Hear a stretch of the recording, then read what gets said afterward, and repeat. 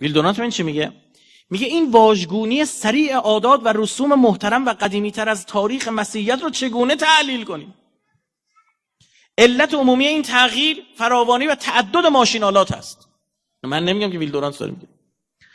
آزادی زن از عوارض انقلاب صنعتی است. میگه اصلا می‌بینی چرا این زن اینجوری لخت کنه آوردن بیرون؟ فقط این نتیجه انقلاب صنعتی بود.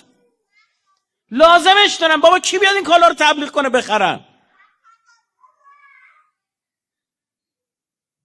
باید یه زنی باشه که اون جذبه جنسیش باعث بشه مردم برن سمت اون کالا.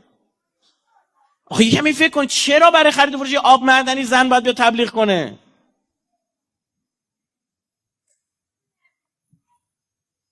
یک قرن پیش در انگلستان کار پیدا کردن برای مردم دشوار شد، اما اعلان‌ها از آنان می‌خواست که زنان و کودکان خود را به کارخانه‌ها بفرستند.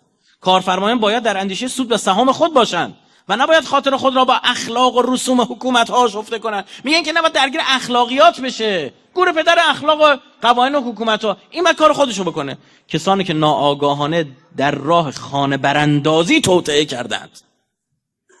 میگه به زنه گفتن بیا تو کارخونه آهن تولید کن، تو خونه آدم تولید نکن.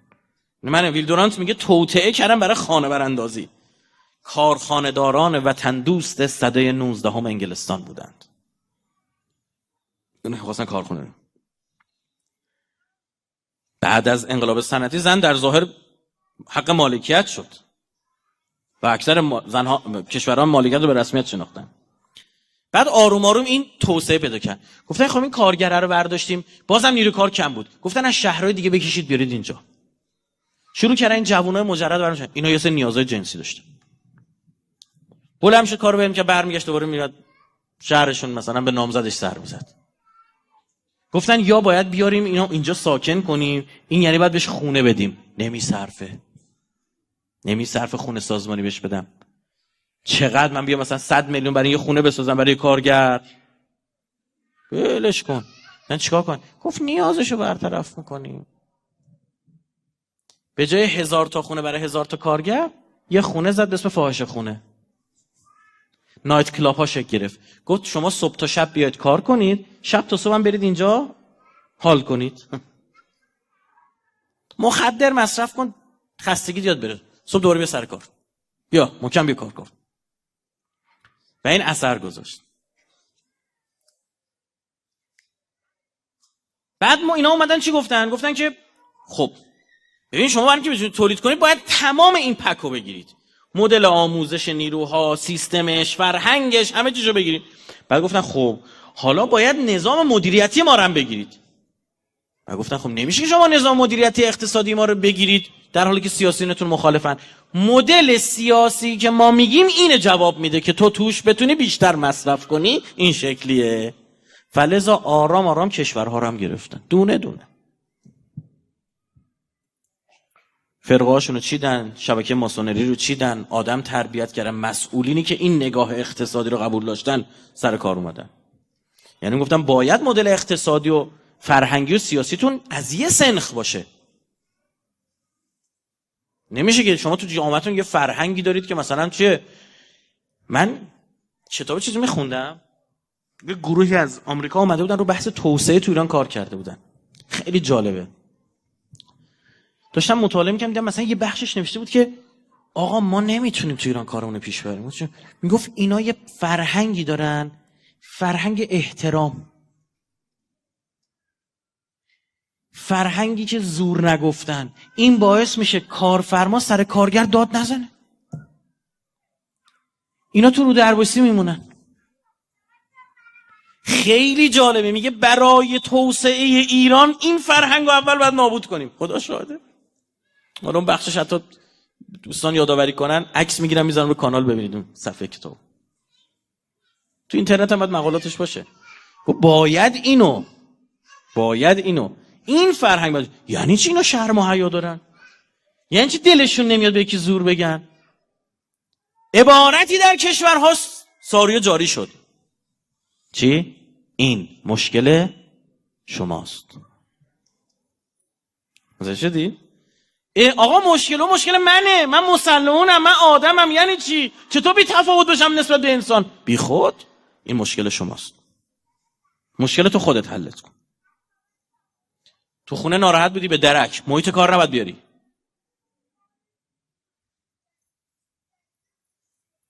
محمد امیرالمومنین در زمان خلافتش داشت نماز میخوند، یه روز فرمود فلانی کجاست؟ تو مسجد چرا نمی‌بینیمش؟ گفتن آقا مریضه. و بریم یادفش. برای ما مهمه این مریضه. نه مشکل توه به درک، با زن دعوت شده، مریضی، چند پول داری، اینجا تو باید مثل تراکتور کار کنی، پوستتو میکنم. بابا آدمه، ربات نیست. غلط کرده، من ربات میخوام. برای همین مدارس و سیستم آموزشی شکل گرفت.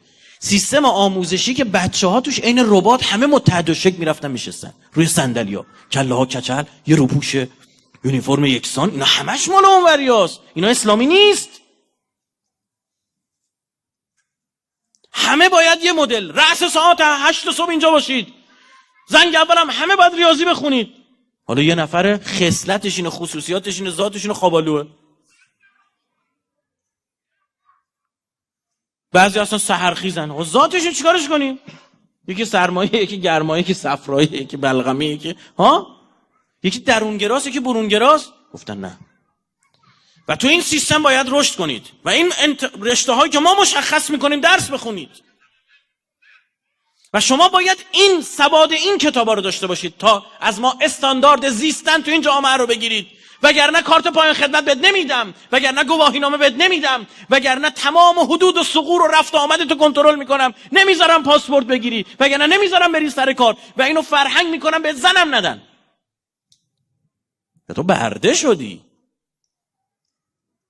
بردگی نوینه که هیچ کس نمیفهمش، هیچ کسی میله های زندان رو نمیبینه. این سیستم آموزشی رأس صبح همه کارمندا باید اینجا بشینن. این کارو که من مشا آقا رسول الله فرمود انی تارکم، من برای شما جا میگذارم دو تا چیز، ثقلین یا ثقلین درست شد، دو تا چیز هم وزن گرانبها. درست شد؟ هم وزنن، هر دوشون گرانبهان. یه سوال، یکیش این کتاب الله بود، دومی هم اهل بیت. با اهل بیت کار ندارم، همین کتاب الله. به من بگید کدام رشته دانشگاهی شما رو ملزم کرد که یک بار مجبور بشید این کتاب بخونید و امتحان بدید؟ هیچ رشته. حتی رشته قرآن و حدیث ملزمت نمی‌کنه کل این قرآن رو بخون. اما بهتون گفت باید اقتصاد کلان رو بخونی، از هر جایش ممکنه امتحان بگیرم، سوال بیاد و من تعیین میکنم. تو باید روی این مسلط باشی. این به درد من نمیخوره. چرا؟ ان الله لا یحب المسرفین. اینکه من اسراف کننده رو دوست ندارم. صنعت من بر مبنای اسراف گذاشتم، مصرف بیش از حد. یه خطرناک این کتاب. این میگه جهاد، این میگه شهادت، این میگه جلو ظالم وایستا. این میگه ای پیغمبر من، این غنایمی که گرفتی و بردار ببر بین فقرا تقسیم کن، نمیخوام دولت دست اغنیا بیفتد. آیه قرآن. نمیخوام قدرت دست مایه‌دارا بیفته. این خیلی دقیقاً این سیستم میگه باید تمام قدرت دست مایه‌دارا باشه. معلومه که تو اصلا نخونید اینا. این حرفایم که ایزاده خطر، شهادت خطرناکه. یه کاری کنید آقای ایران، بله شما استانداردهای مد نظر من رو نتونستی لحاظ کنی. چرا؟ خیلی شهید میکنی. چیکار کنم؟ شهادت حذف کن. آقا نمیذارن جامم، آروم آروم حذف کن. چیکار کنم؟ از روی تابلوها زده شهید علی حسینی، فعلا شهیدشو بردار بشه خیابان علی حسینی. 50 سال دیگه نمیدونن علی حسینی کی بوده؟ شاعر بوده، نویسنده بوده، شهید بوده، چی بوده؟